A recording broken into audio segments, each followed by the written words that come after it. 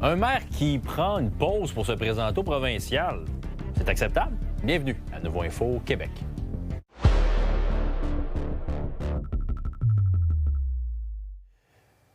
Bonsoir tout le monde, bon lundi, bon début de semaine. Bonsoir Félix-Antoine. Rythme qui s'accélère en pré-campagne électorale présentement pour tous les partis, surtout pour les annonces de candidature. Il y a 2 annonces qui ont été faites dans notre région aujourd'hui.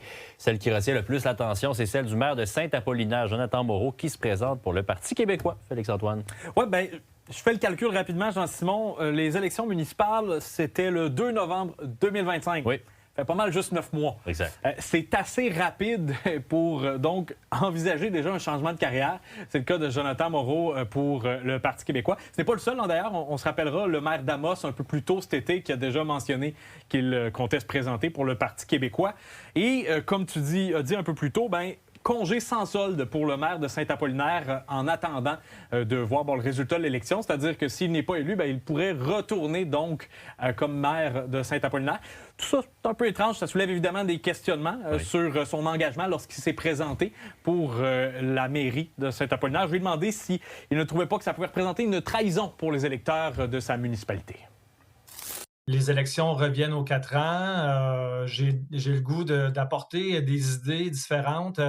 Au municipal, c'est très intéressant, mais il y a quand même des dossiers qu'on ne peut pas avancer plus loin.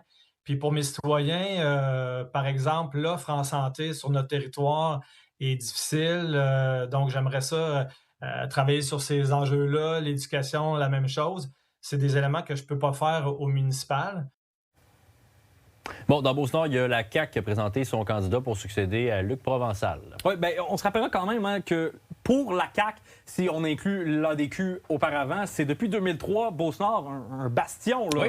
ADQ et CAQ. Mais l'an dernier, c'était moins d'1 point de pourcentage qui avait séparé Luc Provençal du candidat du Parti conservateur. Et cette année, bien, les sondages sont fortement en faveur du Parti conservateur pour l'instant. Donc, c'est un jeune Philippe Simard de 20 ans, bientôt 21, qui est présenté par équipe Christine Fréchette en Beauce-Nord. Jeune qui participait dans différents cabinets, a aidé Luc Provençal, a participé au cabinet de la ministre de la Santé, qui se présente et qui ne voit pas nécessairement dans la popularité du Parti conservateur un message de la part des électeurs de Beauce-Nord. Bien, moi, je pense que chaque parti a le droit d'exister, mais je vous confirme qu'aujourd'hui, la CAQ, je crois qu'on est les mieux placés avec Mme Fréchette pour représenter le comté de Beauce-Nord. C'est un bastion. Je suis convaincu que la population de Beauce-Nord va faire un choix qui va être le bon, tant dans Beauce-Sud que dans Chaudière-Appalaches ou dans Beauce-Nord. Et je ne pense pas que ça envoie un signal quelconque. Je pense que ça envoie le signal qu'on a du travail à faire sur le terrain, puis on va travailler fort, puis on va se battre. Merci Félix-Antoine. Au plaisir, Jean-Simon. Maintenant, l'Agence d'évaluation d'impact du Canada refuse d'évaluer l'impact environnemental du projet de terminal international de conteneurs au Port de Québec. Elle affirme que c'est plutôt à l'administration du Port de Québec elle-même de faire cette évaluation qui va permettre à terme de statuer sur la possibilité ou non de réaliser le projet. L'Agence refuse ainsi la demande de la Table citoyenne Littoral-Est qui souhaitait un processus d'évaluation externe. La Table se dit déçue et choquée même de cette décision. Elle considère que le port se trouve en conflit d'intérêts en analysant son propre projet. De son côté, le port assure que le processus sera rigoureux, indépendant et transparent. À moins de 2 mois des élections provinciales, Tel Jeune presse les décideurs de reconnaître officiellement l'adolescence comme une étape distinctive. Pour appuyer sa demande, l'organisme dévoile les résultats d'un sondage réalisé à l'échelle nationale qui montre une détérioration de la santé mentale des adolescents. Marika Simard a plus de détails. Est-ce qu'à 15 ans, on a les mêmes besoins, les mêmes priorités qu'à 29 ans? La question se pose. Et pourtant, la politique jeunesse du Québec, dont l'objectif est d'aider les jeunes à être plus autonomes, à prendre plus leur place, englobe tout le monde qui est âgé entre 15 et 29 ans. Les adolescents de 12 à 17 ans, c'est une période de développement en grande effervescence. Le cerveau se construit, tout ce qu'on vit, c'est pour la première fois. Et ils ont des besoins qui leur sont propres, qui sont particuliers. Quand on développe des stratégies en santé, en prévention, sur la jeunesse, ça peut partir de 12 à 29 ans, mais ce n'est pas spécifique pour ce que vivent les adolescents. Les adolescents ont des besoins, puis ils veulent nous partager c'est quoi ces besoins-là aussi. On a vécu une situation en plus l'autre jour, sur le plateau, juste des jeunes qui sont démunis, qui savent. On en voit tellement plus, puis ça nous a brisé le cœur. Donc juste plus d'aide, mais comme humaine dans les rues. Puis c'est ça, genre des ressources directes, que tu sens que les gens sont là pour aider les humains en souffrance et non remplir des papiers. L'ouverture d'esprit et la bienveillance, je pense qu'on en a besoin de beaucoup. Je sais que c'est difficile de plaire à tout le monde, mais je pense qu'on a besoin de bienveillance. Puis bien-être des élèves, je sais que ça fait partie aussi de l'école qui doit gérer ça.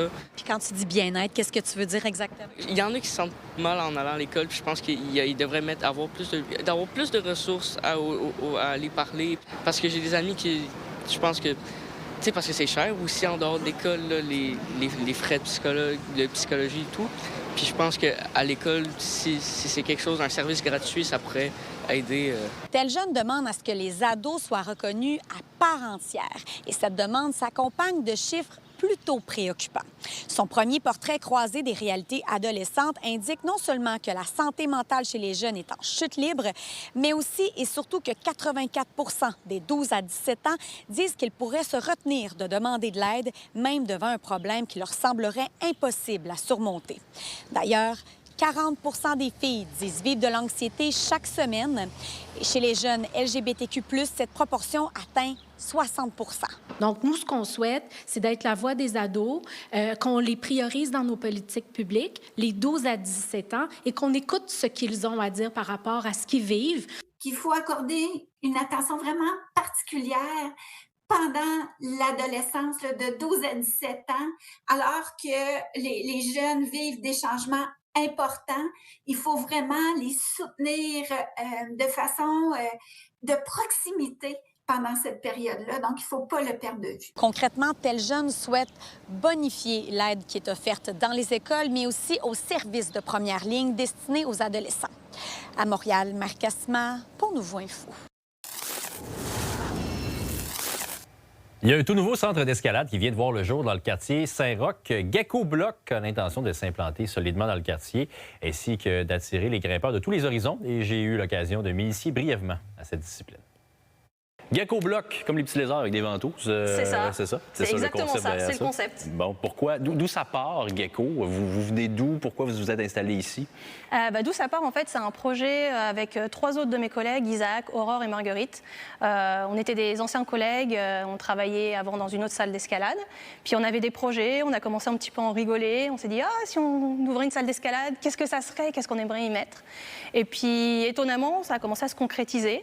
Puis on a cherché un peu à différents endroits dans Québec et puis on est tombé dans Saint-Roch et on s'est dit que c'était vraiment le super bâtiment, une belle luminosité, une belle proximité, un quartier dynamique. Justement, le quartier Saint-Roch, c'est un quartier qui est au cœur de l'actualité depuis plusieurs années, qui a ses enjeux, qui a sa communauté. Comment on vient s'implanter comme nouvelle entreprise dans un quartier comme celui-là?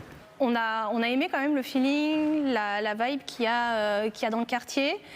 Faut avouer aussi que les mesures qui sont prises par la Ville de Québec pour justement dynamiser et inciter les commerces à s'implanter dans le quartier nous ont aussi stimulé et donné confiance en fait dans le fait que la Ville s'intéressait au quartier. C'est moi où il y a de l'engouement autour de l'escalade depuis un certain temps? Il y a de l'engouement depuis plusieurs années. Je pense que ça fait quand même pas loin d'une dizaine d'années. Ça a augmenté avec la Covid parce que les centres d'escalade restaient encore ouverts alors que beaucoup de choses fermaient. Et puis on a de la chance aussi que le sport est arrivé aux Jeux Olympiques. Donc clairement, ça a permis de faire découvrir le sport à des personnes. Et on voit qu'il y a toujours un engouement. Et puis il y a des personnes qui sont vraiment passionnées et qui viennent. Là, on a déjà des personnes qui viennent plusieurs fois par semaine. Là, on a une belle clientèle. Est-ce qu'il y a un profil type de grimpeur? Ou c'est très, très varié? C'est très varié. Okay. C'est ce qu'on aime aussi avec ce sport-là. C'est que ça te fait travailler vraiment beaucoup de choses. Et puis il y a aussi un côté où on appelle ça un bloc, là, si je m'explique. C'est un ensemble de prises de même couleur. Donc là, par exemple, on va avoir la bleue, là, qui est devant nous. Oui, c'est les faciles. V1, c'est V1, ça? c'est ça. Facile, le plus facile, c'est V0. Donc là, on est deuxième cotation en termes de difficulté.